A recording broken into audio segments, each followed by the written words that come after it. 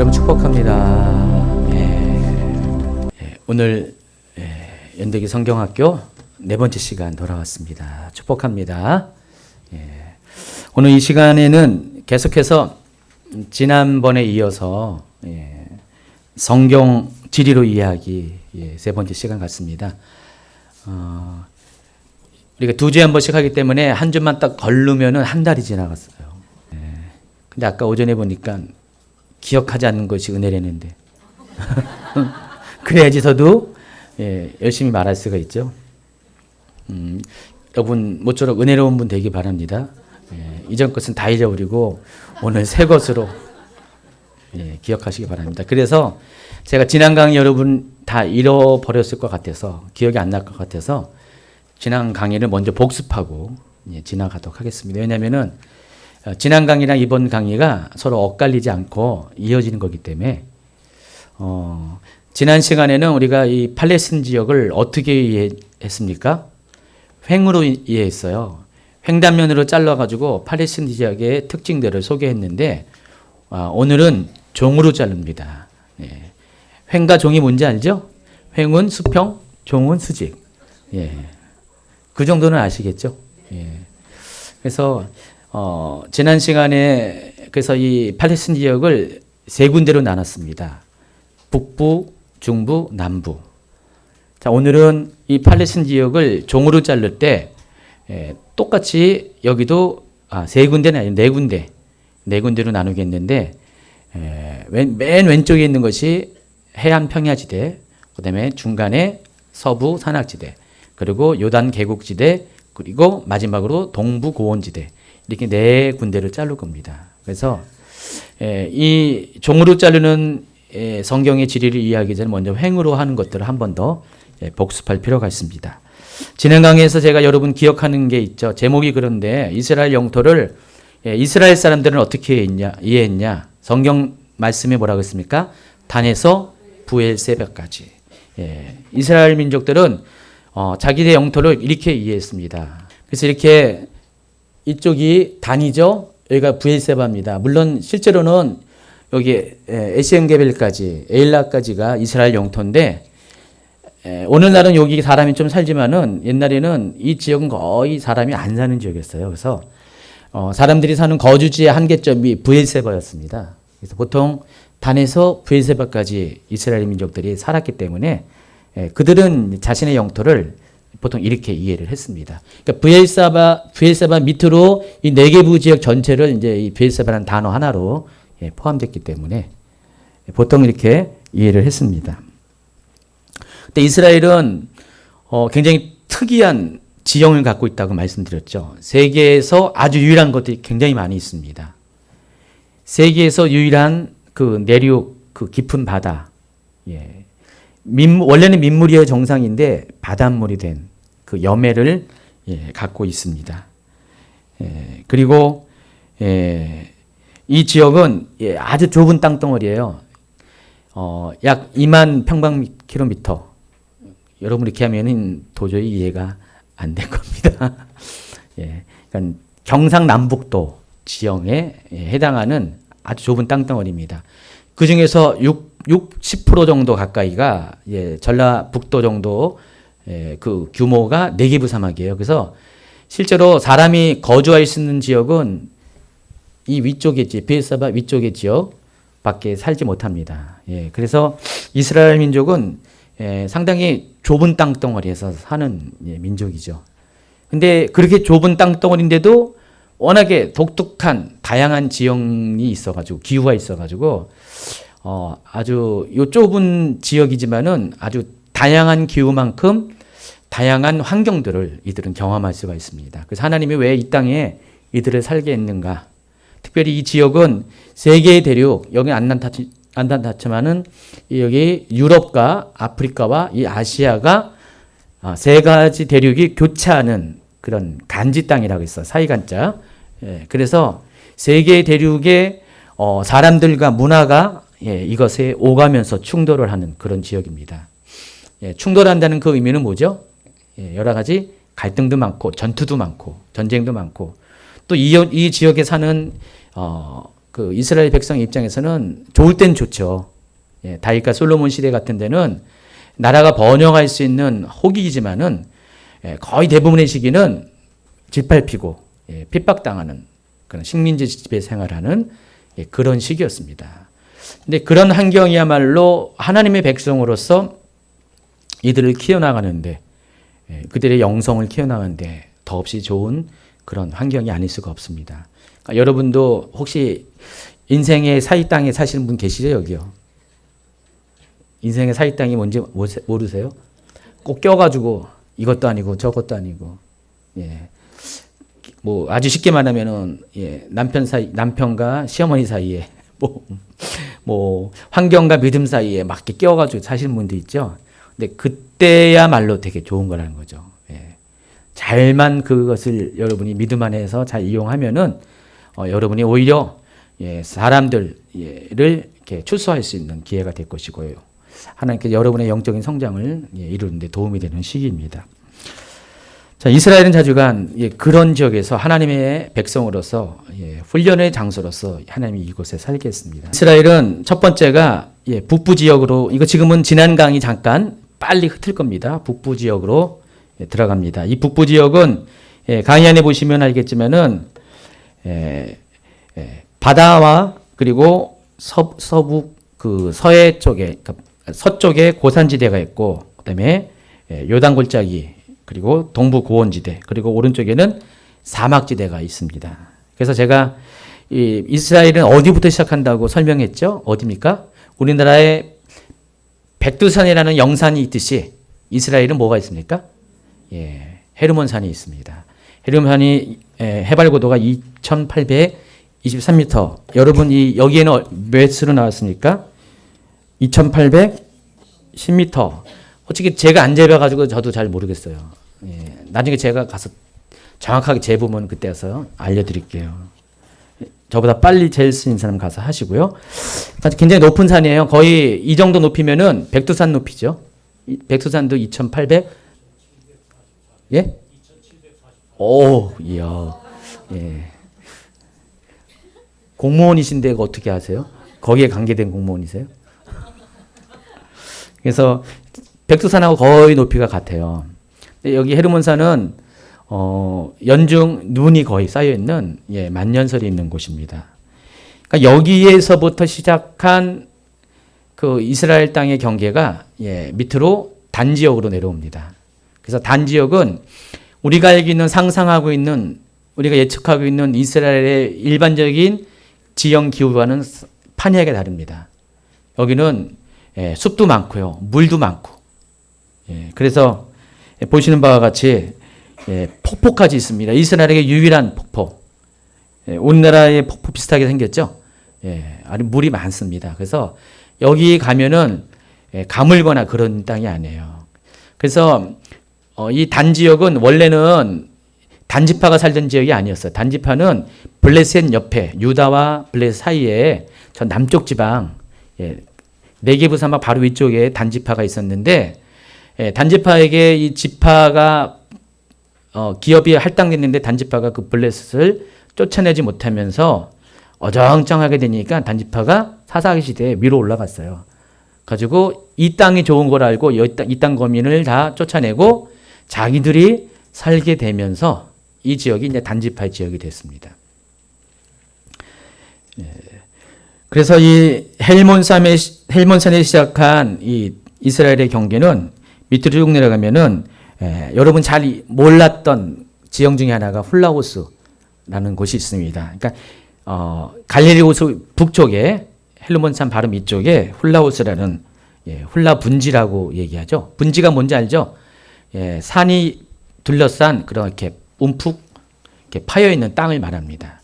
그런 훌라 분지가 있고요. 바로 그림에 보면은 갈릴리 위쪽에 있습니다. 그러니까 헬몬산에서 발원한 물들이 흘러내려와 가지고 훌라 분지를 통과해서 갈릴리 호수로 들어옵니다. 갈릴리 호수는 면적이 둘레가 53km, 남북으로 21km, 그리고 동서로 11km. 담소입니다. 민물입니다. 그런데 워낙 크다 보니까 이스라엘 사람 입장에서 크다 보니까 실은 그렇게 큰 건 아닌데 이스라엘 사람들은 여기를 바다라고 표현했습니다. 여기도 해수면으로부터 209m 아래쪽에 있고요. 예, 보면 알겠지만은 생긴 게 무슨 모양이에요? 예, 오른쪽, 왼쪽 발바닥처럼 생겼죠. 아주 특이하게 생겼습니다. 예, 기억하기 편하죠? 예. 그래서 이 갈릴리 호수 보면은 이 오른쪽 그림 보면은 전부 다 위에가 전부 다 경사진 계곡처럼 되어 있죠. 그러니까 다 위에는 산지예요. 그러니까 이 갈릴리 호수부터 쭉 내려가는 지역이 다 어디예요? 요단 지구대라고요. 예, 동아프리카 지구대라는 장장 6,000km 되는 긴 그런 어떤 협곡이 있습니다. 지구대가 이 협곡을 말하는데 그러니까 옛날에 땅이 이렇게 붙어 있던 것이 지각 변동에 의해서 땅이 이렇게 꺼지면서 가운데 금이 쫙 까진 거예요. 그게 지구대예요. 그게 장장 6,000km가 됩니다. 그러니까 아프리카 동쪽에 근데 그 시작이 시리아 지역부터 그러니까 이 팔레스틴 위쪽에 터키 남부 쪽부터 시작해가지고 동아프리카 쪽으로 쫙 이렇게 흘러내려갑니다. 바로 그 지형 가운데 있기 때문에 이 지역은 대부분이 가운데는 푹 꺼져 있고 양쪽으로 이렇게 아주 급한 경사면들이 다 있어요. 예, 그런 구조로 되어 있습니다. 예, 그래서 거기 갈릴리 호수도 양쪽에서부터 내려오는 물들이 글로 다 스며드는 거예요. 특별히 이제 헬몬산에서 흐르는 물이 제일 많이 스며들겠죠. 여기가 이제 갈릴리 북부 지역, 팔레스틴 북부 지역이고요. 중부 지역은 여러 다양한 기후가 나타납니다.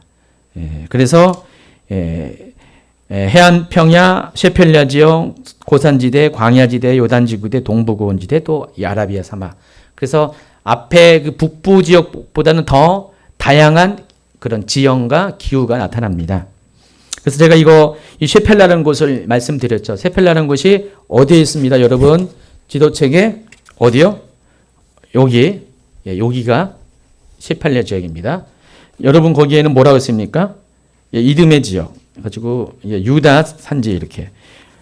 가지고 여기가 보통 해발고도 150m, 250m, 뭐 400m까지 되는 일종의 구릉지대입니다. 구릉지대 해가지고 이스라엘에서 팔레스틴한테 뺏긴 블레셋 평야를 빼고 저 위에 있는 이스라엘 평야를 빼고 농사짓기가 그래도 가장 좀 나은 지역입니다. 구릉지란 뜻이죠. 헬펠레가 낮은 곳입니다. 그래서 예루살렘과 헤브론을 잇는 유대 산악 지역과 팔레스타인 해안 평야지대의 사이를 일컫는 말입니다. 이게 셰펠레 지역이고요. 그리고 이 셰펠레 지역의 특징 중에 하나가 50페이지 넘어가요. 6개의 뭐가 있습니까? 골짜기가 있어요. 그래서 그러니까 이 셰펠레 지역 안에 6개의 골짜기가 있어가지고 이 골짜기가 우기 때는 물이 흐르는 골짜기예요. 그래서 그리고 던기에는 물이 안 흐르죠. 그래서 이런 걸 가리켜서 와디라 그래요. 와디. 이 와디라는 것은 비가 올 때는 빗물이 흐르고 비가 안 올 때는 건조한 길이 되는 거. 그래서 옛날부터 이 골짜기들은 이 셰펠레 골짜기들은 예루살렘으로 올라가는 그런 중요한 교통로가 됐습니다. 그래서 이 지역에 전투가 많이 일어났어요. 그래서 이 골짜기를 따라서 여러분 나중에 이제 성경을 보면은 이렇게 군인들이 움직이고 사람들이 움직일 때 전부 다 이런 골짜기를 따라서 이렇게 움직임이 많이 포착이 됩니다. 나중에 이제 여러분 지금 이 공부는 나중에 여러분이 성경을 더 잘 이해하기 위해서 입체적으로 이해해서 기본적인 어떤 정보들을 배운 거기 때문에 잘 기억하시기 바랍니다. 그래서 여러분 50페이지 맨 밑에 그림을 보면은 딱 지형이 나타나죠. 그래도 약간 회색빛 나는 게 다 산지 지형이고 중간에 좀 더 녹색 기운이 나는 것이 바로 이 골짜기예요. 이런 6개의 골짜기가 셰펠레 지역에 이어집니다. 그리고 이제 남부 지역을 보면은 남부 지역은 네게브 사막이 거의 주를 이루는데 네게브는 남쪽이라는 뜻, 항무한 땅이란 건조한 땅이라는 뜻을 갖고 있습니다. 그러니까 굉장히 비가 안 오는 그런 지역입니다. 그래서 브엘세바가 그 셰펠레 여기 네게브 사막 지역에서 그래도 사람이 살 수 있는 그런 지역입니다. 물론 지금 이스라엘은요, 어느 땅인지 다 사람이 웬만하면 다 살아요. 근데 옛날에는 그렇게 개척해서 환경을 만들 수 있는 상황이 아니었기 때문에 그냥 자연 조건 그대로밖에 살 수 없는 그런 환경이었기 때문에 그러니까 그때 당시에는 사람이 살 곳이 정해져 있어요. 지금은 여러 군데서 많이 살고 있습니다. 그래서 그 네게브 사막을 밑으로 쭉 내려가면은 최남단에 뭐가 있어요? 에일랏이 있습니다. 이 에일랏은 성경에는 에시온 게벨이라고 나오고, 이 에시온 게벨이 왜 중요하냐면은 역사적으로 이스라엘이 북쪽 그 페니키아를 통해서 지중해 국가들과 교역을 통해서 경제적인 부를 이뤘다면은 이 남쪽의 경제 활성화할 수 있는 통로가 바로 에시엔 게벨이에요. 그래서 이 에시엔 게벨을 통해서 홍해의 무역로가 열려가지고 그 밑에 있는 나라들과 무역을 통해서 부를 축적했습니다.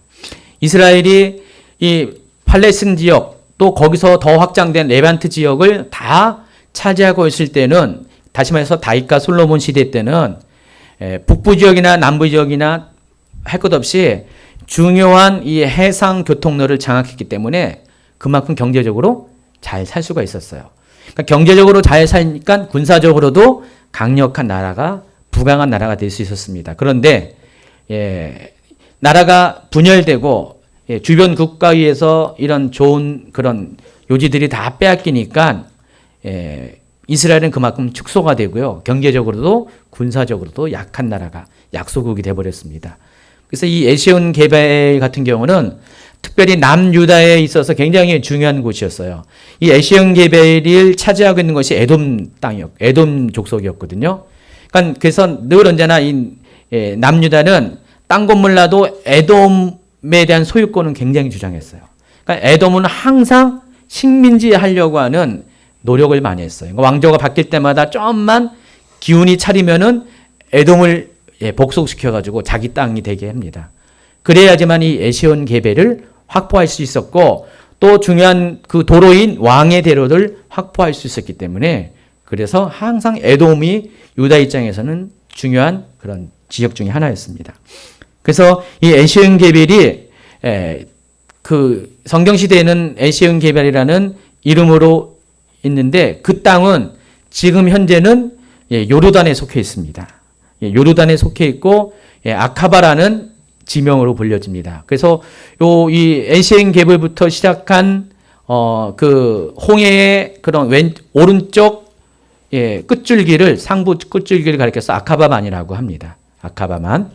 그래서 지금 현재는 요르단 지역에 있고요. 지금은 그 옆에 한 3, 4km밖에 안 되는, 왼쪽으로 3, 4밖에 안 되는 또 다른 곳에 이스라엘의 에일랏이라는 항구 도시가 여기 있습니다.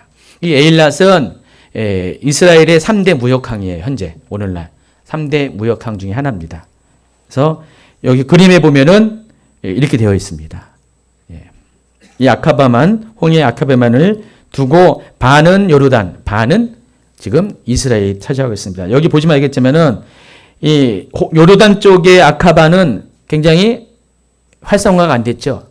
현대적인 도시들이 안 보이죠. 그림에 보니까. 그런데 이스라엘 쪽의 에일랏은 굉장히 시가지가 많이 형성되어 있어요. 재밌는 거는 뭡니까? 바로 그 도시를 벗어나자마자 뭐가 있어요? 완전히 광야지대. 네기부 광야가 펼쳐집니다. 그래서 이 아카바라고 쓴 위쪽에 그 가운데 초록색 연두색 글씨 위쪽에는 그 지역을 가리켜서 여메까지 그 지역에서 아라바 광야라고 표현합니다. 여러분 성경에 자주 나오는 아라비아가 아니라 아라바 광야. 아라바 광야가 여메 밑에서부터 이 아카바까지 이르는 바로 이렇게 척박한 땅. 여기는 물이 없죠. 당연히 그 사해에서 물줄기가 끊어지니까, 막혀서 끊어지니까 물이 없어요. 그러니까 광야지대입니다.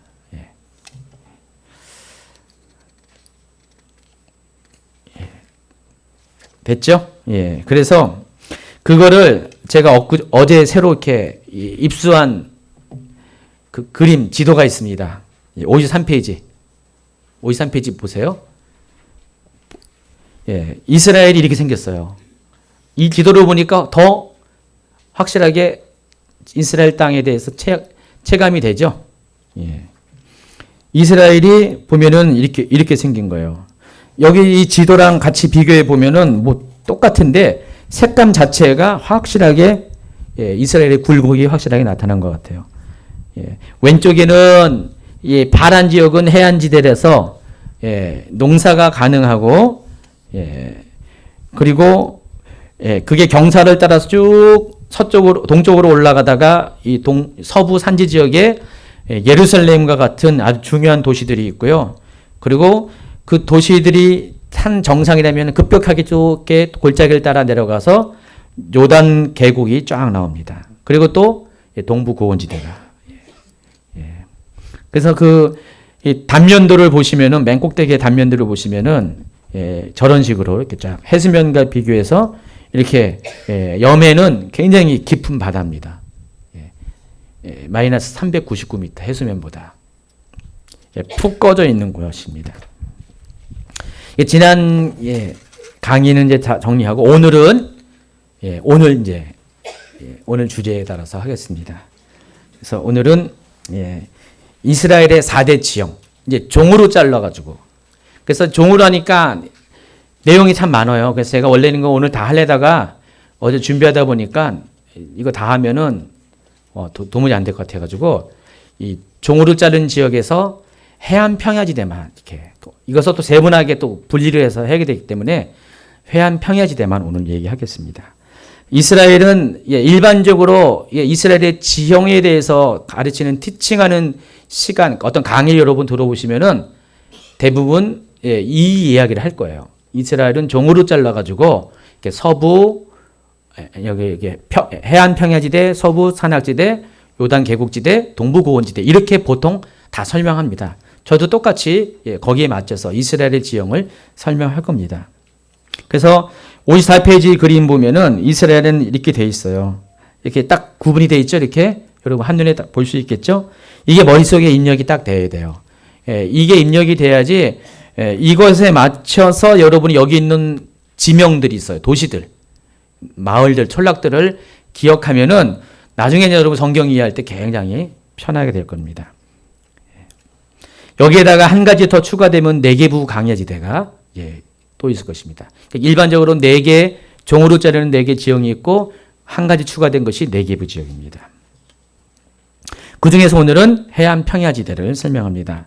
자, 해안 평야지대는 모두 3곳으로 또 자를 수가 있어요. 더 자르면은 4곳, 더 자르면 5곳으로 자를 수가 있어요. 그런데 일반적으로는 이 해안 평야지대를 북부 지역에 있는 아코 평야, 아셀 평야, 또 페니키아 평야 이런 식으로 3가지 다 이름 불리는 북쪽 지역의 평야지대가 한 군데가 있고요. 그리고 중부 지역에 샤론 평야라고 있고요. 그리고 남부 지역에 블레셋 평야. 여러분 기억하기 편하죠? 그래서 이 해안 평야지대는 기억하시죠? 세 개로 나눈다. 맨 위에가 뭐라고요? 아코 평야. 두 번째 중부 지역에 샤론. 세 번째가 블레셋 평야. 뭐 기억하기 어렵지 않죠? 그래서 이 지역은 이스라엘 역사상 거의 이스라엘이 지배하지 못한 땅들이었어요. 이스라엘과 거의 관계가 없어요. 왜냐면은 그러니까 오늘부터 설명하는 이 4개의 종으로 자르는 이 4개 지형의 특징은 뭐가 있으냐면 여기마다 다 길들이 있어요. 특징이. 56페이지 보세요. 뒷장에 보면은 4개의 길이 나오죠. 맨 왼쪽에 해안도로, 두 번째 서부 산지에 족장의 길, 그 다음에 요단길, 계곡길, 그리고 오른쪽에 왕의 대로.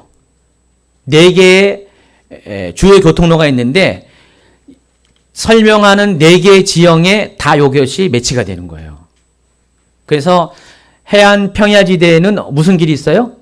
해변길이 있는 거예요. 근데 이 해변길이 이 4개의 길 중에서 가장 사람들의 통행이 많은 길. 어디서부터 이어지냐면은 이집트부터 시작합니다. 이집트 나일강을 따라서 상 이집트부터 하 이집트 해가지고 이집트를 통과해가지고 지중해를 따라가지고 계속 오다가 이 길이 어디까지 가냐면은 저기 메소포타미아 지역 하란으로 가서 거기서 유프라테스 티그리스 강을 따라가지고 이라크 지역까지 페르시아만까지 이어지는 수천 킬로에 해당하는 길이에요. 그러니까 이것이 요즘식으로 말하면은 지금 뭐 이렇게 아시안 하이웨이 뭐 이런 거 있잖아요. 그런 개념이에요. 그러니까 옛날에 아주 수천 년 전부터 모든 길이 이 근동 지역의 가장 중요한 통행로가 이 해변길이었어요. 근데 그 해변길이 중요한 통행로였기 때문에 어떻게 해요? 이 해변길을 차지하고자 하는 민족들이 많았을 거 아니에요. 해변길을 차지해야지 그들이 국가가 번성할 수가 있었어. 이걸 통해서 군대가 왔다 갔다 하고 이걸 통해서 무역상들이 왔다 갔다 하면서 군사 경제적으로 굉장히 이 길을 차지해야지만 우위를 점할 수 있기 때문에 이 길은 항상 강대국들이 차지하고 싶었던 길이었기 때문에 이 지역은 항상 그런 식으로 이렇게 차지가 됐어요. 그래서 이집트나 뭐 아시리아나 페르시아나 이런 나라들이 항상 이 길을 차지하고 했습니다. 그럼 이스라엘 같은 경우 어떻게 해요? 낄 틈이 별로 없었어요. 더구나 이쪽엔 토착 세력이 있었습니다. 블레셋 사람들 그리고 위쪽엔 페니키아 사람들 시돈과 두로와 같은 페니키아 사람들이 토착민들이 있기 때문에 이스라엘은 바로 옆에 있는 땅이지만은 거의 접근하기가 힘들었습니다. 그래서 이스라엘이 강성할 때 외에는 이 땅에 대한 소유권이 거의 없었어요. 강성할 때가 아까 얘기했던 다윗과 솔로몬 제국, 또 나중에 이제 북이스라엘의 여로보암 2세 때, 뭐 요 정도, 그때 빼고는 거의 이스라엘이 터치할 수 없는 그런 땅이었습니다. 그러니까 이스라엘이 성경에는 보면 바다에 대해서 굉장히 부정적으로 무섭게 막 묘사되는 이유가 뭐냐면은 이스라엘은 바다를 접할 수 있는 방법이 별로 없었어요. 그래서 바다는 이스라엘 사람들에게 미지의 세계였습니다. 갈릴리 호수를 그냥 바다라고 표현할 정도로 그 세계관 자체가 좁죠. 이스라엘은 바다를 경험하지 못했기 때문에. 그래서 이 해안 평야지대는 거의 다가 이스라엘 역사상 이방인의 땅으로 존재했다는 것. 그래서 우리가 이제 이 세 가지 이 해안 평야지대의 세 가지 이제 지형들을 또 이렇게 소개할 겁니다. 자, 그런데 보시면 알겠지만은 55페이지 밑에 조그만 그림을 보시면은 이 해안 평야지대는요 재밌습니다. 위쪽에는요 그 악고평화는 폭이 4.5km밖에 안 돼요. 그림에서 봐도 바로 알 수 있죠? 4.5km밖에 안 돼요. 좁아요.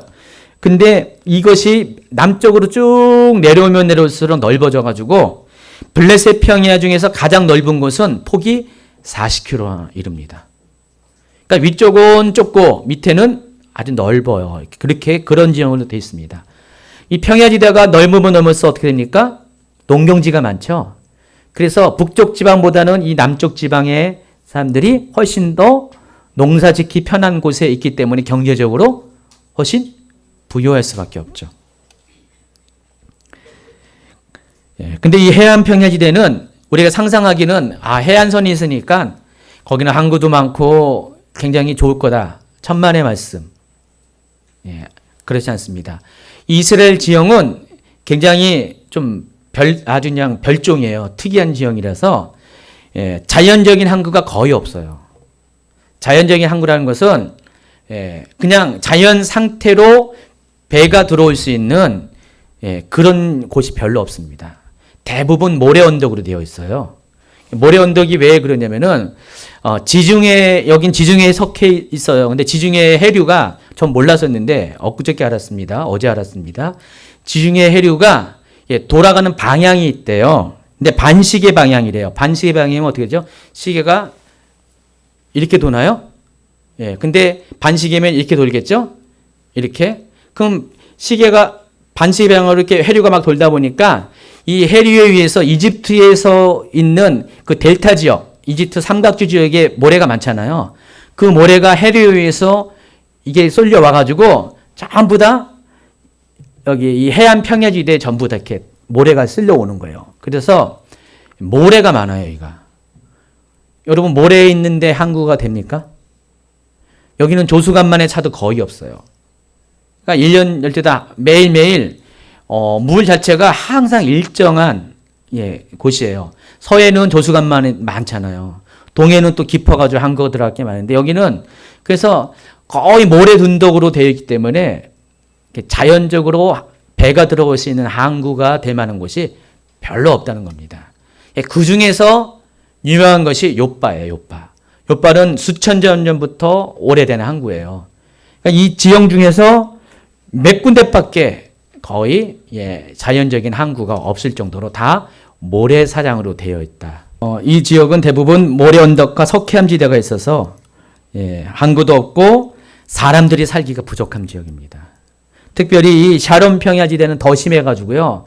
그리고 블레셋 평야는 좀 낫는데 샤론 평야는 모래 언덕과 더불어서 전부 다 늪지대가 많아가지고 그림의 떡이었어요. 해안 평야 이 해안 지역은 우리 어촌이 형성되는 지역이 아니었어요.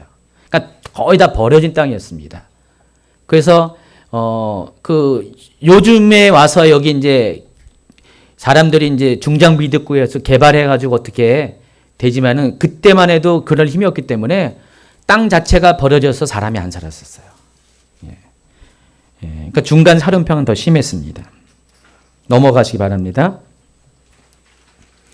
그런 설명들이 위에 있었고, 그리고 또 어디 설명하다가 블레셋 평야 쪽에 가면은 밑으로 내려갈수록 토양이 좋고 물이 풍부했습니다. 그리고 이 밑에 지역은 블레셋 평야 가까운 데는 저도 이제 어제 알았는데 이 테라로사라는 그런 지질이 있어요. 테라로사라는 지질이 한번 주석을 보실까요? 56페이지. 이탈리아어로 붉은 흙이라는 뜻으로 석회암의 풍화로 인해 생성되는 붉은 점도성을 가진 흙을 가리킵니다. 석회암이 풍화될 때 적토는 바위 안에 포함되어 녹지 않는 다른 돌의 성질과 함께 남게 됩니다. 산화되는 상황에서 지하 수면 위에 떠있게 될 때 산화철이 점토 안에 남게 됩니다. 그래서 이것이 특유의 붉거나 주황빛을 냅니다. 그러니까 흙 자체가 붉은 흙이 있는데 이 테라로사는 보통 지중해 성 기후에 찾을 수 있습니다. 다른 많은 점토성 토양과 비교하자면 테라로사는 놀라운 만큼 배수성이 좋습니다. 그래서 와인을 생산하는 토양으로 유명합니다. 그래서 이 블레셋 지역에는 테라로사라는 남부 블레셋 평야지대에는 테라로사라는 흙이 있어가지고 여기는 그래도 농사짓기가 좋았다. 그러니까 흙이 물이 잘 빠지는 그런 지역이다. 그 얘기하는 겁니다. 그리고 저 위쪽에는 또 늪지대가 또 형성되어 있습니다. 그래서 56페이지 두 번째 단락 보면은 해안평야지대는 남쪽의 아열대 기후와 북쪽의 지중해성 기후가 교차되는 지역으로서 남쪽으로 갈수록 강수량이 어떻게 해요? 점점 적어집니다. 북쪽에는 아코평야 지역은 약 660mm가 1년에 내리고 샤론 평야는 550, 블레스 평야는 약 380의 강수량의 차이를 보이고 있습니다. 그러니까 길이로 따진다면은 200km 좀 넘어요. 200km 넘는데 200km밖에 안 되는 해안에 이렇게 비 오는 양이 다르다는 거예요. 그만큼. 그러니까 우리나라 따지면 어떻게 돼요? 지금 인천에서부터 저기 한 군산 좀 더 지나가겠죠? 거기까지 가는 동안에 기후가 비 오는 강수량이 팍팍 떨어진다는 거예요. 그만큼 기후 변화가 심하다는 겁니다. 그래서 이 해안 평야지대에는 요빠와 같은 오래된 항구 도시도 있고 또 블레셋 평야에 속했던 아스글론, 아스돗과 같은 그런 도시가 있어가지고 이때 요 도시들은 어업이 많이 발달되어 있습니다. 그리고 북쪽에는 두로 지역에 항구가 몇 개가 있어요. 그래서 그 항구에 의해서 또 그쪽에 유명한 그 자주색 물감 산업이 많이 발달되어 있습니다.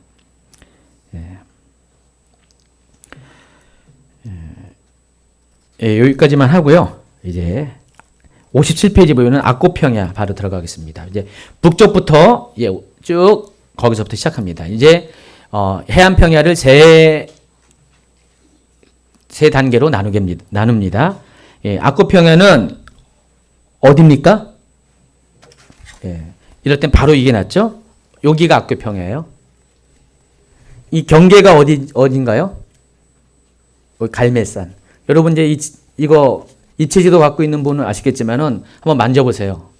갈매산이 톡 튀어나왔잖아요. 톡 튀어나와가지고 이 산 자체가 여기 있는 샤론 평야와 경계를 이룬 자연적인 경계가 되는 거예요. 그러니까 여기부터 여기까지가 악고 평야입니다. 이 악고 평야는 아셀 지파에게 주어진 땅이에요. 분배된 땅이에요. 그래서 아셀 평야라고도 말하고 또 페니키아인들이 살았기 때문에 페니키아 평야라고도 합니다. 이 지역의 중심 도시가 악고. 악고라는 도시가 중심 도시입니다. 악고가 어디 있습니까? 여기 있습니다. 여기 딱 봐도 여러분 이거 딱 봐도 여기가 이 악고라는 도시가 보여요? 눈도 좋으시네. 이 악고라는 도시가 이 악고 평야 중에서 가장 딱 살기 좋은 곳이라고 보여요. 왜냐하면 폭 들어가 있어요. 여기가 이제 오래된 항구가 있어요. 그러니까 이 해안선 따라서 항구가 별로 없어요.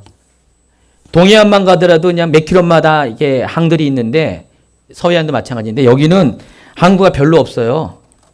여기 있는 아수굴론 있고 한참 올라가서 요빠 있고요. 여기 보면은 가이사랴가 나오죠. 가이사랴. 이 가이사랴는 인류 최초의 인조 항구예요. 헤롯 대왕이 인류 최초로 공사를 해가지고 만든 항구입니다. 그러니까 자연 항구가 아니에요. 여기는 자연적으로 항구가 들을 수 없는 곳인데 공사를 통해서 헤롯 대왕이 아주 건축왕이거든요. 아주 건축사에서 유명한 사람입니다. 그러니까 예루살렘 성전도 지었죠. 그 헤롯을 말합니다. 그 헤롯 대왕이 자기 친구인 로마 황제 카이사르 시저라고 그러죠. 그 사람을 기리기 위해서 여다가 항구를 졌어요. 그래서 그 시저의 이름을 따서 가이사라. 나중에 보면 이 갈릴리 지역에 위쪽에 보면 가이사라 빌립보라고 또 나와요. 이것도 바로 똑같은 목적에서 만든 도시 중에 하나입니다. 가이사라 빌립보는 위쪽에 있고요. 가이사라는 여기 있습니다. 그래서 여기 가이사라에 뒤에 나오겠지만은 로마의 여기 군대가 주둔하고 있었어요. 여기요. 로마에서 팔레스틴 지역으로 오려면은 배를 타고 오면은 지중해 타고 가이사라를 항상 여기서 정박을 했습니다. 가이사라를 통해서 로마와 이 유대 땅이 서로 이렇게 왔다 갔다 했었어요. 이 가이사라 지역이 있습니다. 나중에 설명합니다. 그래서 이 악고는 위에 있는 악고는 그런 면에서 요바와 더불어서 이 해안 평야지대에 아주 오래된 자연적인 항구입니다. 그래서 수천 년의 역사를 갖고 있습니다. 지금도 역시 악고는 항구로서의 기능을 발휘하고 있고요. 근데 지금은 이 악고보다는 그 밑쪽에 하이파라는 지역이 이스라엘의 3대 도시 하이파라는 지역이 이스라엘의 1대 도시 어딜까요? 인구수로 따지는 거죠. 어디 것 같아요? 예루살렘입니다. 이스라엘에서 제일 많이 인구가 사는 1대 도시가 예루살렘, 2대 도시가 어디요? 텔아비브. 그리고 세 번째가 여기 하이파입니다. 하이파는 좀 이따 설명합니다. 하이파 바로 위쪽에 한 20 몇 킬로 위쪽에 있습니다. 악고는 굉장히 오래된 도시이고 이스라엘 계곡의 평야에 걸쳐 있습니다. 이스라엘 계곡 좀 이따 설명하겠지만은 이스라엘이 아니라 이스라엘 계곡은 이 악고부터 시작해가지고 요 갈멜산 있죠. 여기 갈멜산이 자연적으로 경계를 이루기 때문에 갈멜산 사이로 쭉 흘러내려가지고 요단 계곡까지 가는 이렇게 푹 꺼진 땅이에요. 아까 그 어디 지도에 나와 있나?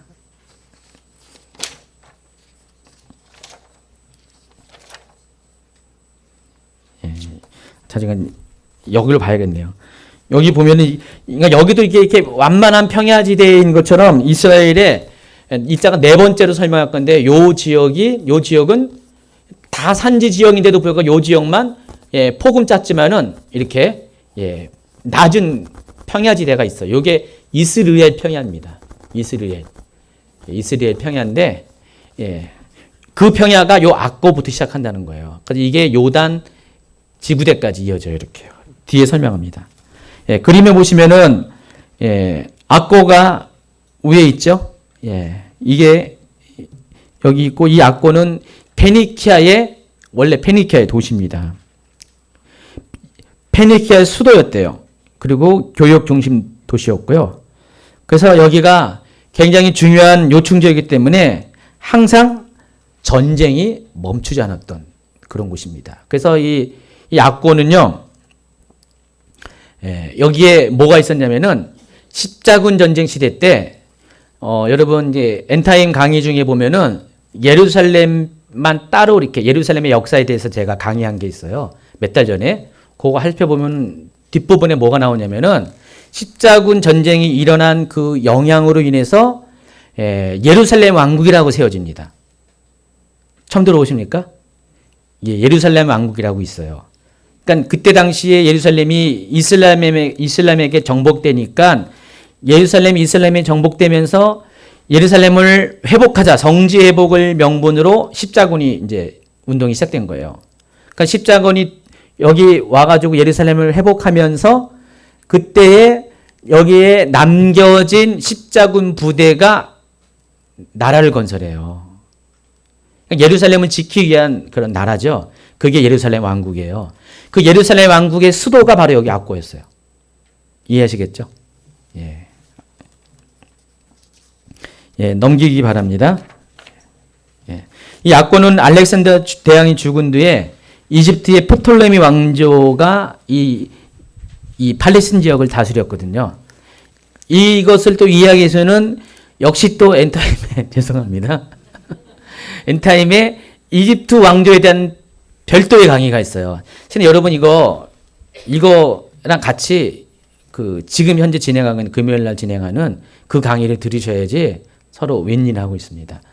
솔직히 이제 강의 준비는 엄청 제가 많이 하는데 듣는 자가 별로 없어가지고 여러분은 들어주셔야 돼요. 왜냐면 이 강의를 실은 원래 그거 하려고 생각한 게 아니고 잠깐 지나가려다가 갑자기 지금 한 5개월 넘게 하고 있어요. 앞으로 더 해야 돼요. 그 이유가 이것 때문에 그런 거예요. 이 강의를 하려고 보니까 기초적으로 그 강의를 해야 된다는 부담감 때문에 한 거예요. 이스라엘의 역사를 다루고 있거든요.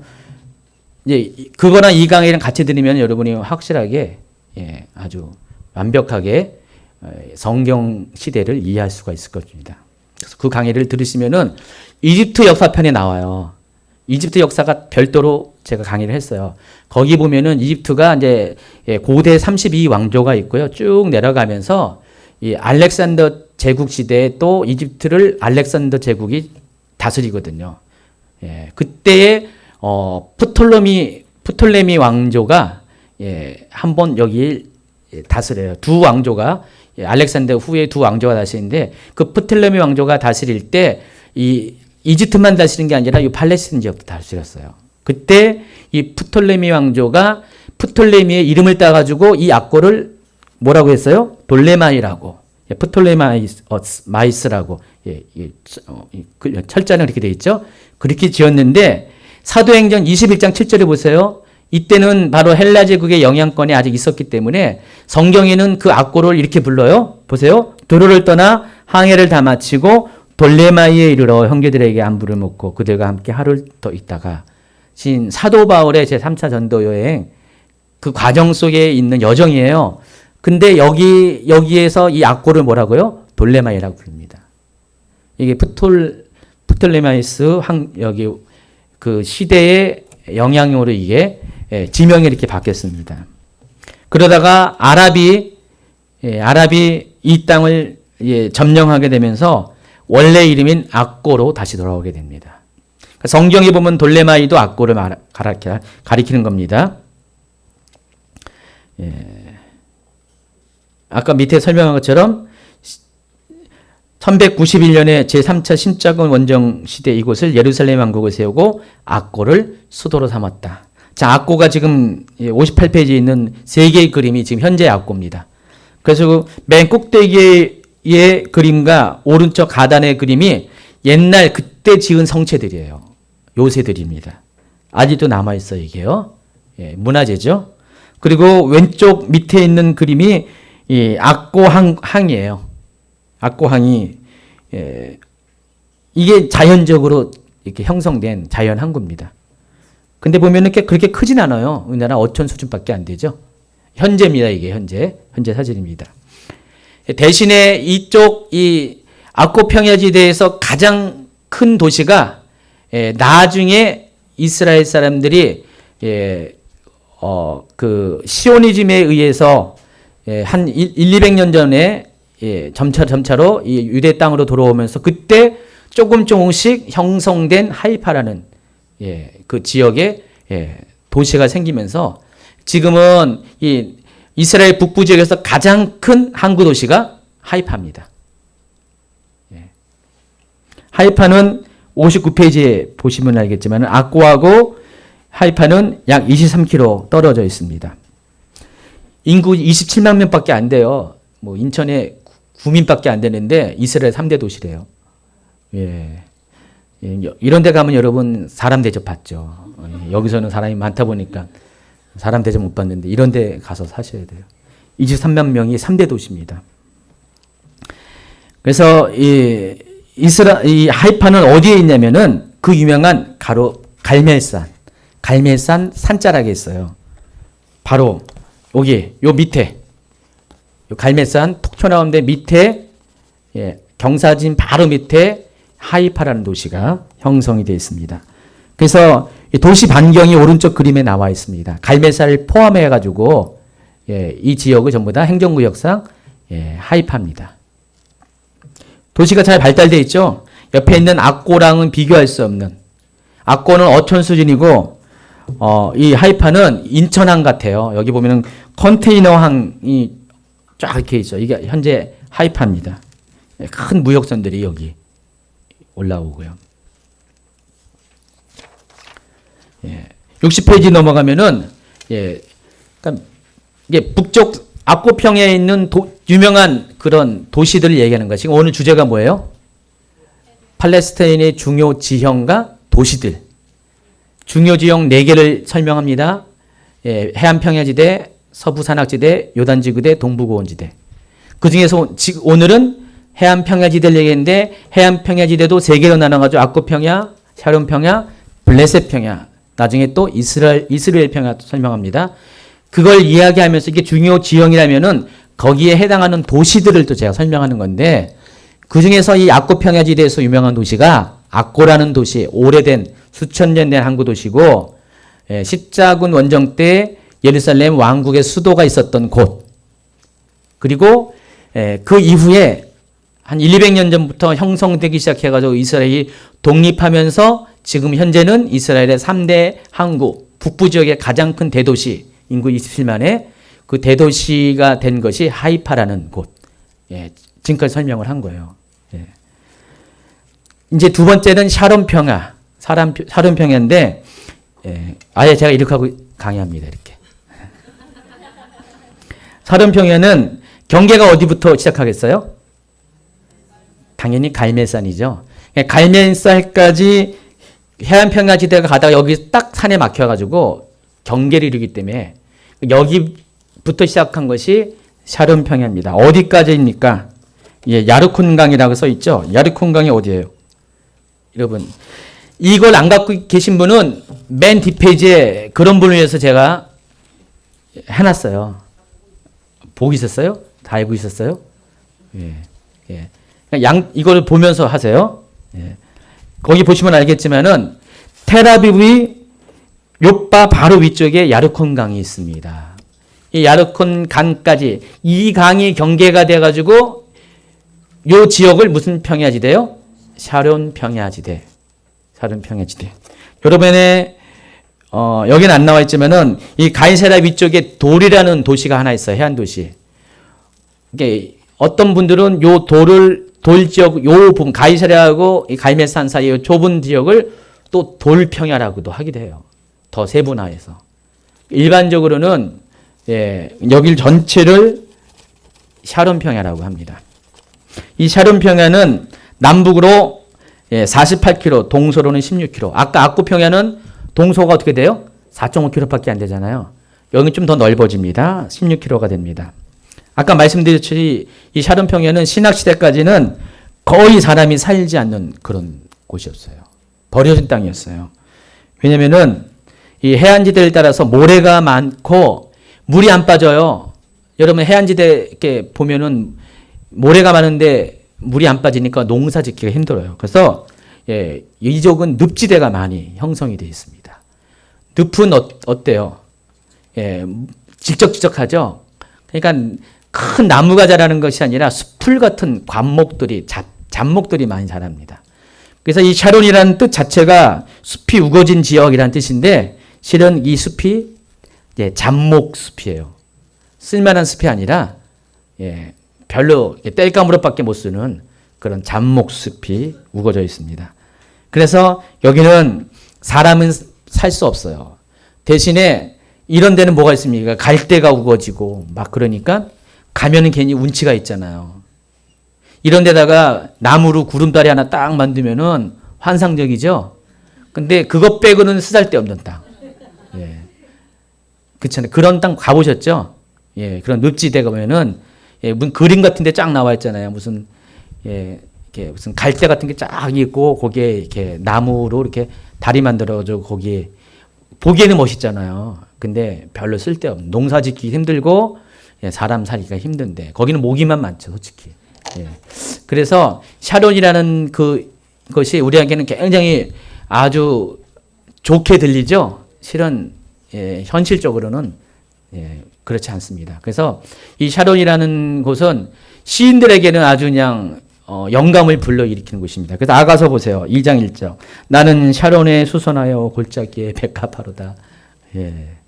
솔로몬의 아가에 보면은 샤론에 수선하. 샤론에 수선하. 멋있잖아요. 근데 가면은 보기에는 멋있지만은 사람 살기는 힘든 곳이다. 이사야에도 나오죠.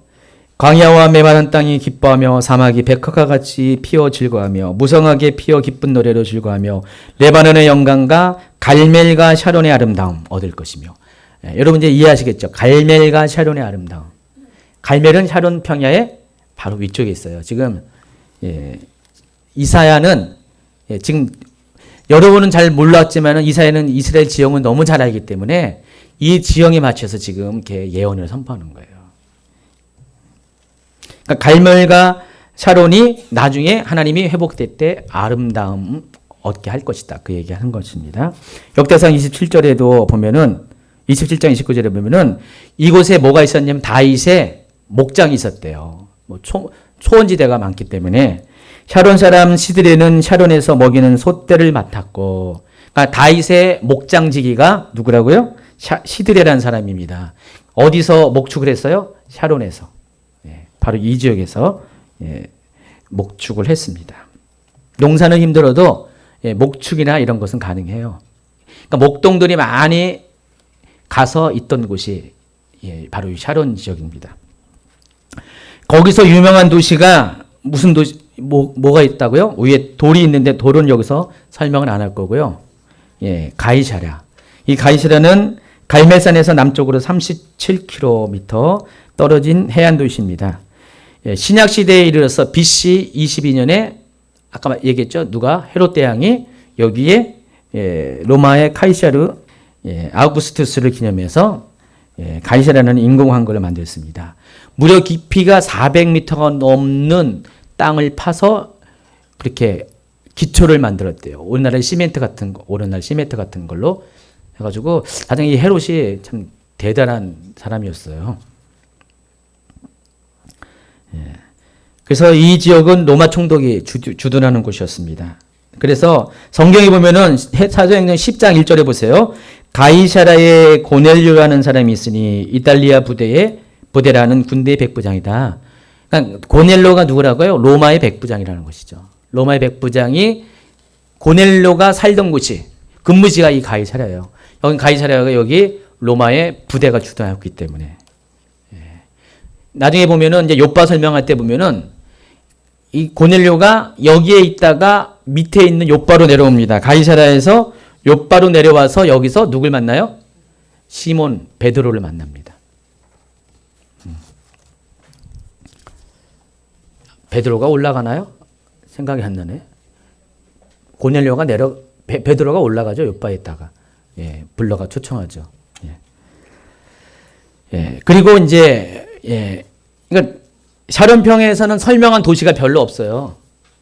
여러분, 이게 해안 평야지대는요, 다행인지 아세요, 오늘? 예. 사람이 별로 산 땅이 아니기 때문에 설명할 도시가 별로 없어요.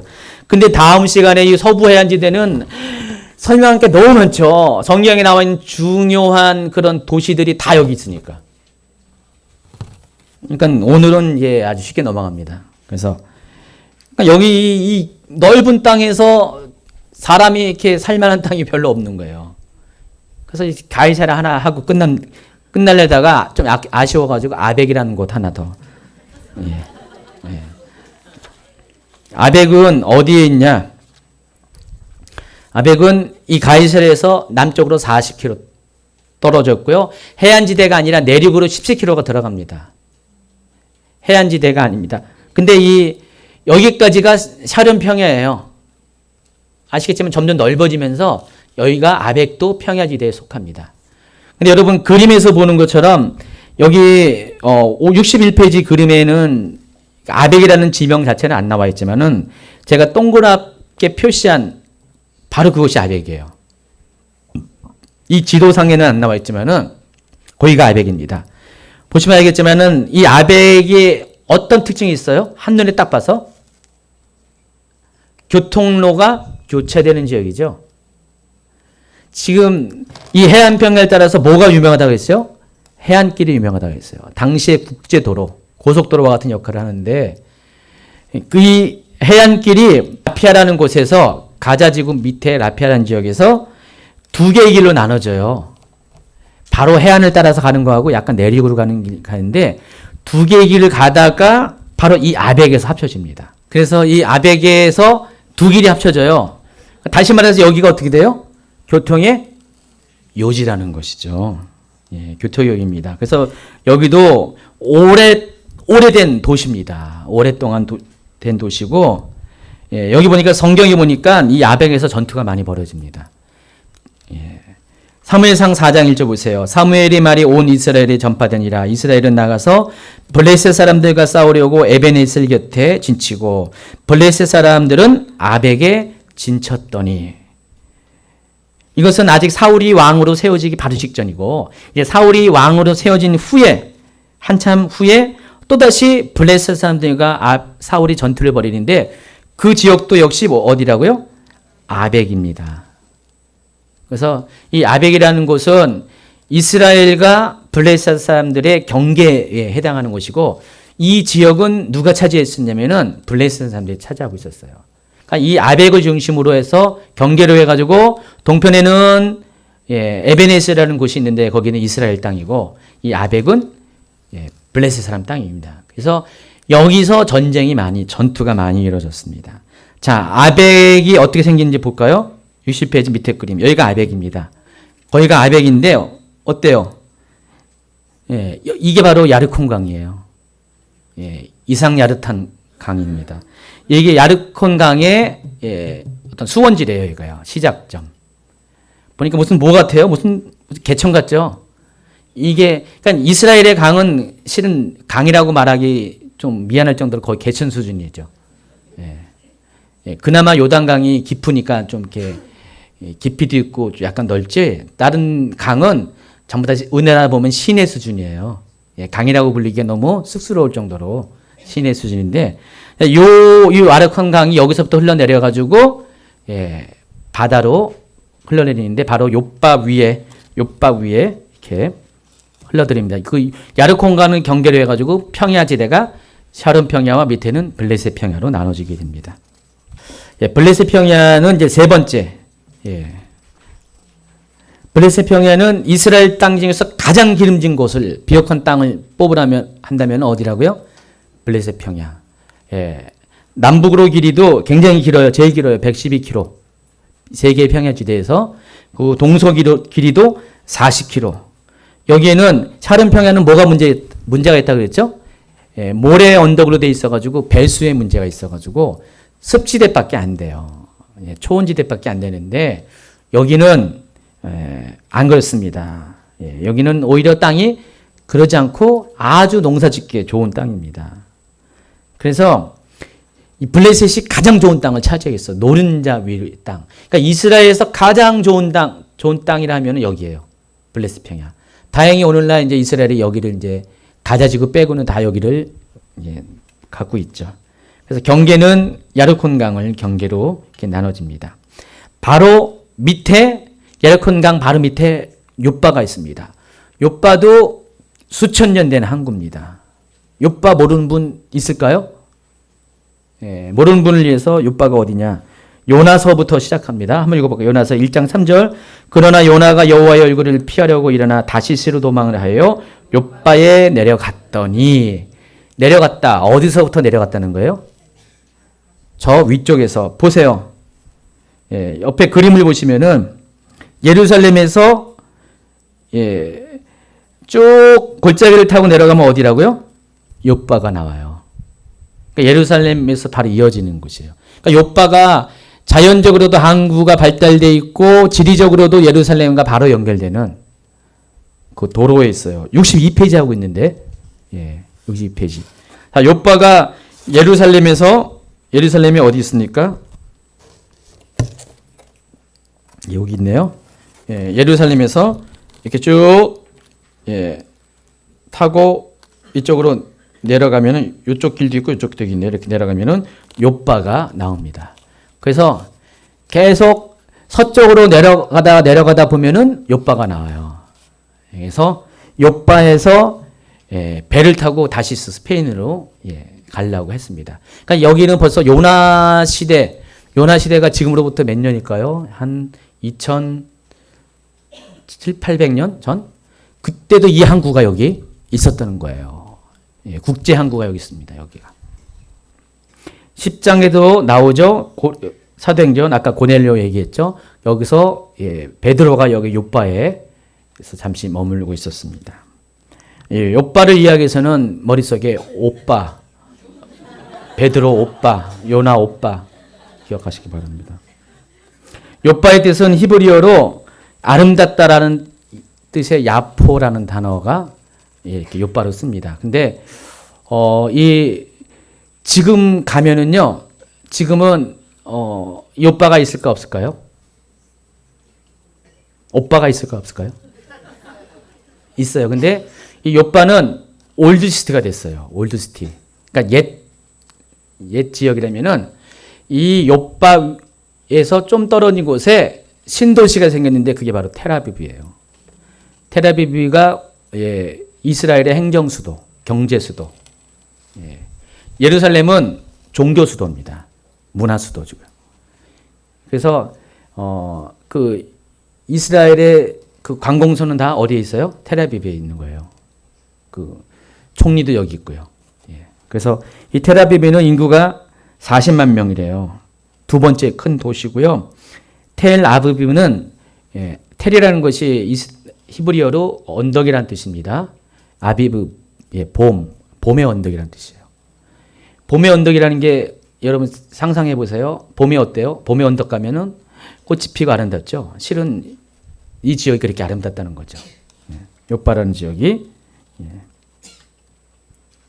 그 밑에 가자 지구, 아스글론, 아스돗, 에글론, 가드 이 지역이 그 블레셋의 5대 도시에 해당합니다. 여기 보면은 세 개는 아스돗하고 아스글론하고 이 가자는 해안 도시예요. 그러나 가드나 에글론은 내륙 도시예요. 아까 아벡처럼 내륙에 있는 것입니다. 근데 여기가 지역 자체가 폭이 40km나 되기 때문에 해안 평야지대 블레셋 평야 가운데 들어가는 도시입니다. 그래서 블레셋은 굉장히 팔레스틴 지역에서 노른자 중에서 노른자 땅을 차지하고 있었어요. 그래서 전체적으로 땅덩어리는 좁은데도 불구하고 인구 밀도가 높은 지역이죠, 여기가. 그래서 이 5개의 도시가 성경에 많이 언급되는데 63페이지 보시면은 사사기 16장 1절 삼손이 가사에 가서 거기서 한 기생을 보고 그에게로 들어갔다 그랬습니다. 그래서 가사가 바로 가자 지구를 말하는 겁니다. 삼손이 어디서부터 여기까지 갔어요? 삼손은 예루살렘 사람이 아니라 단지파 사람이에요. 단지파 사람이기 때문에 단지파는 바로 블레셋이랑 바로 옆에 경계에 있어요. 그래서 삼손이 주로 이용한 곳이 소렛 골짜기를 아까 쉐펠라 지역에 소렛 골짜기가 있거든요. 소렛 골짜기를 따라서 자주 여기 마실 가는 곳이 이쪽이에요. 블레셋 쪽으로. 그러니까 심심하면은 거기 가가지고 놀다가 사고 쳐가지고 어떻게 돼요? 블레셋 사람들하고 싸움 벌어지고 그랬던 삼손입니다. 20년 동안 그렇게 살았어요, 삼손이. 근데 하나님이 어떻게 해요? 나중에 정신 차리게 하려고 그렇게 당하게 하시고 마지막에 힘 한 번 써가지고 3,000명 죽이고 순교했습니다.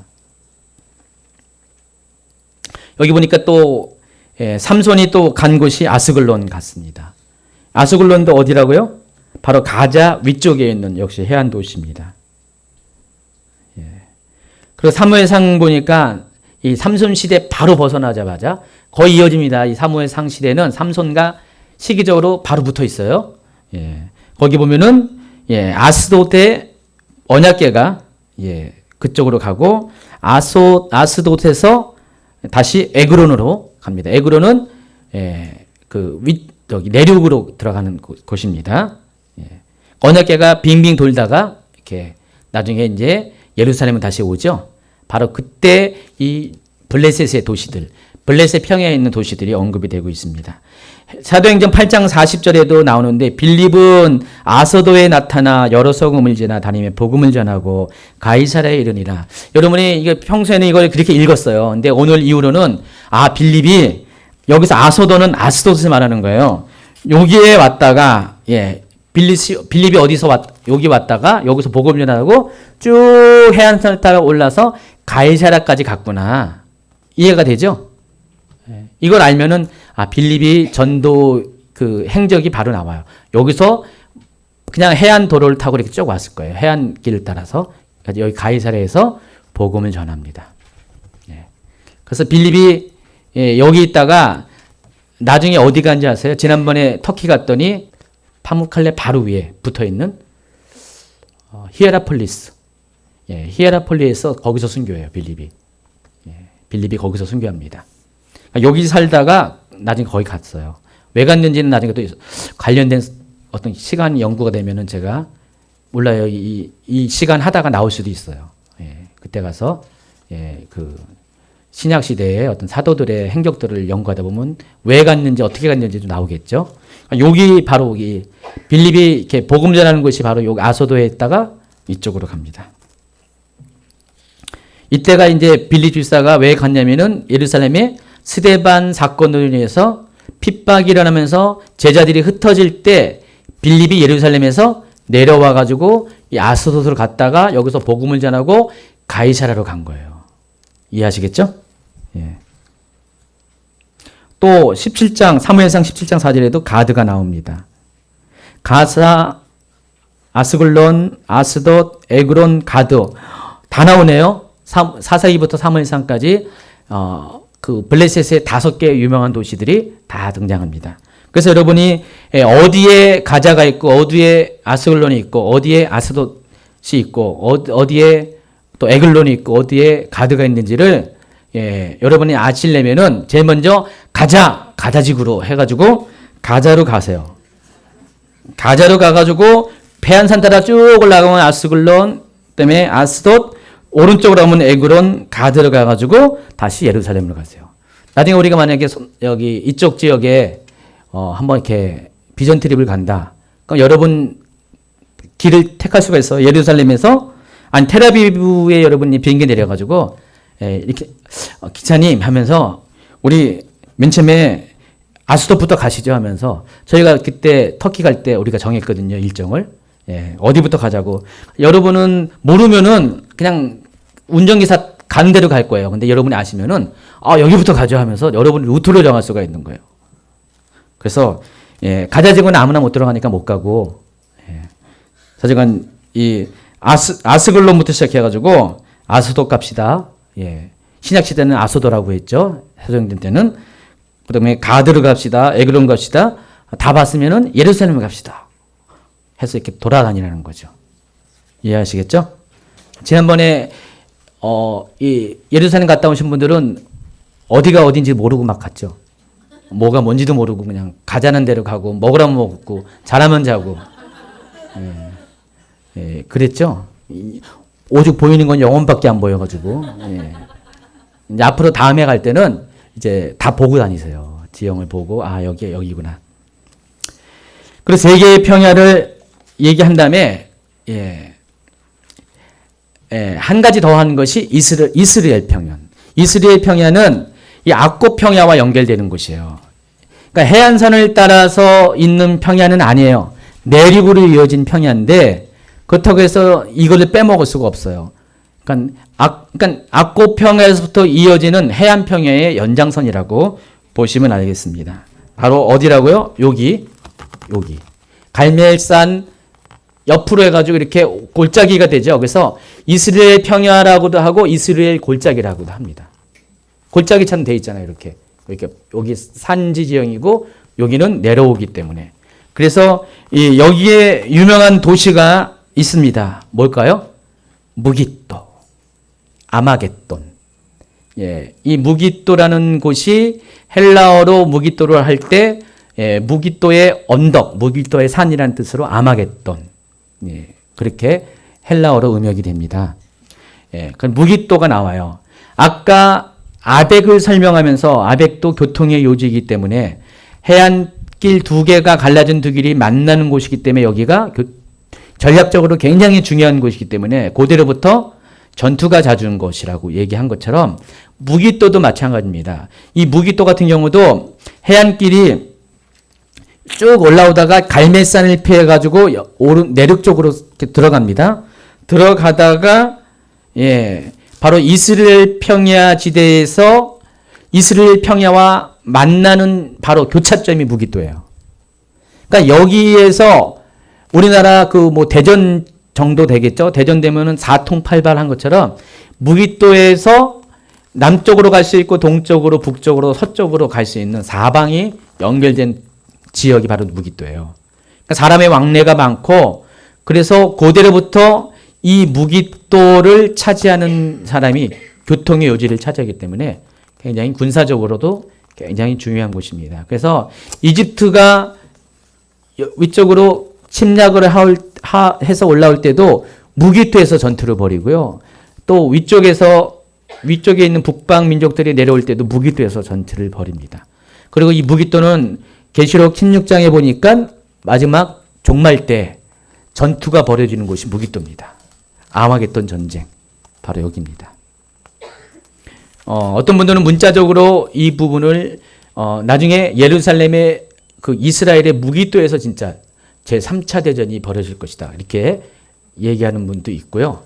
계시록 16장 16절인가 그게 어디 나오는데 16절 나오는데 새 영이 히브리어로 아마겟돈이라 하는 곳으로 왕들을 모으더라 이게 나오죠. 예, 요 부분은 이제 제가 계시록 여기에 관련돼서 금요일 날 강의할 때 설명을 드릴 겁니다. 아마 올해 말쯤 돼서 여러분이 들을 가능성이 많습니다. 자, 이스라엘 평야는 어쨌든 간에 이 해안 평야의 연장선으로 이렇게 악고 평야부터 시작해가지고 쭉 이쪽으로 내려가다가 이게 요단 지구대까지 내려갑니다. 그래서 여기 여러분의 그림에 보면은 용루암이라는 데 무깃도라는 도시 보면은 또 모레산 그리고 길보아산 그리고 이스라엘이라는 도시. 그러니까 이스라엘 평야에 이스르엘이라는 도시가 있습니다. 이 이스라엘은 지난 엔타임 강의 때 제가 누구 설명했냐면 아하시아 왕이 그러니까 북이스라엘의 북이스라엘의 아하시아형, 그리고 남유다의 여호람 왕. 거꾸로 바뀌었나? 그때는 헷갈려야 제가 왜 헷갈리냐면 그 강의 들어보셔야 하는데, 두 사람이 한꺼번에 예후에서 죽임당하는 곳이 여기예요. 그래서 남북 이 화해 시대가 끝나는 바로 BC 841년에 남유다 두 왕이 여기서 다 죽었어요. 이제 죽은 지역이 그 예후 왕조가 이제 북이스라엘 예후 왕조가 들었을 때 바로 그 사건이 일어난 것이 이스라엘입니다. 그러니까 여러분 이제 오늘 이게 배웠으면 여기서 그랬구나 이렇게 바로 이렇게 캐치가 될 것입니다. 그러니까 이스라엘 이 평야는 두 부분으로 구성이 되어 있습니다. 그러니까 서쪽과 동쪽. 서쪽은 갈멜산에서 하부 갈릴리 사이에, 갈릴리가 상부 하부로 나눠지는데 나중에 이제 이 서북 산악지대 얘기할 때 요 갈릴리 얘기할 겁니다. 근데 이 바로 이 하부 갈릴리에 연결되는 지역이 이스라엘 평야입니다. 서쪽이고, 동쪽에서는 다볼산, 모래산, 길보아산이 완만한 경사를 이루면서 이 산들이 점점 이렇게 내려오는 거예요. 이렇게요. 다볼산부터 시작해가지고 이렇게 점점 밑으로 내려와가지고 요단 골짜기까지 이렇게 이르는 요 지역 전체가 이스라엘 평야라고 부릅니다. 아까 무기또 이야기했죠. 무기또에서 싸움이 많았다. 그래서 역사적으로 20회 이상의 국제 전쟁을 치른 것이 무기또입니다. 자, 이스라엘 평야를 왼쪽 그림은 갈멜산에서 내려본 거고요. 오른쪽에서는 무기또에서 내려본 사진입니다. 65페이지 보세요. 어때요? 우리나라 무슨 전라도 같은 곡창지대와 같은 그런 모습이죠. 이스라엘에서 이런 땅 보기가 쉽지가 않다는 거예요. 그러니까 평야라고 불리는 오늘 설명한 이 지역은 바로 이런 식으로 농사가 가능한 지역. 완만해가지고 농사가 가능한 지역이고, 이런 것 빼고는 다 이스라엘 땅 어떻게 돼요? 산 아니면은 사막 비슷한 광야. 딱 그런 데예요. 그러니까 오늘은 그래서 이스라엘에서 가장 농사 져서 먹고 살기 편한 바로 그 땅들을 소개한 거예요, 제가. 그래서 이 이스라엘 평야에는 비옥한 토양과 풍부한 인해서 농업이 발달되어 있습니다. 그러니까 남부 지역의 블레셋 평야가 농사짓기 좋은 땅이라면은 북쪽 지역에서는 이스라엘 평야가 농사짓기 좋은 땅이라는 것입니다. 우리나라 치면 경기 평야, 황해도 그쪽이 무슨 평야 있죠? 그런 지역이라는 것이죠. 그래서 여기는 골짜기에 샘들이 많아가지고 동쪽과 서쪽으로 흐르는 두 개의 시내를 만들었습니다. 그래서 기송강이라고 들어봤죠? 기송강이 바로 여기서부터 이 서쪽으로 지중해로 흐르는 강이 기송강. 여기 나와 있죠? 기송강이 나와 있죠? 이 하이파 쪽으로 흐르는 강, 이 기송강이고, 또 여기서 반대로 요단강 쪽으로 흐르는 거기 하롯강. 두 개의 강. 이 강은 우리가 알고 있는 그 강이 아니라 개천 같은 수준의 그렇게 보시면 되겠습니다. 여기는 자전 곡창지대의 역할을 하고 있습니다. 자, 여기까지 오늘 마칩니다. 자, 오늘 여러분 이 서부 해안 평야지대 잘 다녀오셨죠? 잘 다녀왔는데 어떻게 머릿속에 기억이 되고 정리가 됩니까? 정리가 안 되면은요, 제가 설명을 잘못했거나 여러분의 머리에 문제가 있거나 둘 중에 하나인데, 제가 보기에는 설명은 잘한 것 같아요. 그쵸? 가지고 이게 이해 안 된다고 분은 저 탓하지 마시고요. 여러분 가서 회개하고 함께 금식하고 하나님 지혜를 주셔서 이해할 수 있게 해달라고 한 번 더 반복하고 복습하고 한번 이렇게 지도를 잘 살펴보세요. 기억하시면서 잘 살펴보고, 아까 제가 이렇게 어제 발견했다는 이 두 그림을 잘 살펴보면은 거기 빈 여백과 같아요. 나중에 이거 다 끝난 다음에 도화지 같은 걸 제가 줄 거예요. 아까 그런 그림 후보, 아까 그 그림이 후보인 것 같아요. 실은 누구한테 이거 그림 좀 그려달라고 했는데 소식이 없어가지고 여기 있는 빈 도화지 같은 것을 여러분에게 다 나눠줘가지고요. 그림 그리는 연습할 거예요. 그림 그리는 게 이 정도의 어느 도시가 있고 뭐가 있나 지명들을 여러분이 한번 그려보면은요. 나중에 여러분 성경을 보다 보면은 이 성경이 머릿속에서 그냥 잘 이해가 되는 거예요. 그냥 맨날 어디가 어딘가 거기가 거긴가 뭣도 모르고 다 뜻도 모르고 읽고 있다가 이걸 다 하고 나면은 또 이제 금요일날 엔타임 강의 이스라엘 역사까지 다 알고 보면은 성경이 진짜 살아나죠. 다 이해가 되고 그럴 거예요. 예. 그러니까 금요일 강의도 여러분 강의 꼭 이렇게 들으세요. 예. 찾아 들으셔가지고요. 예. 자주간 이것들을 여러분이 이제 한참 들어보면은 성경에 대한 이해폭이 제가 보기에는 한 20배, 30배, 아니 30배, 60배, 100배, 100배 넓어질 겁니다. 예. 오늘은 여기까지 하고 마칩니다.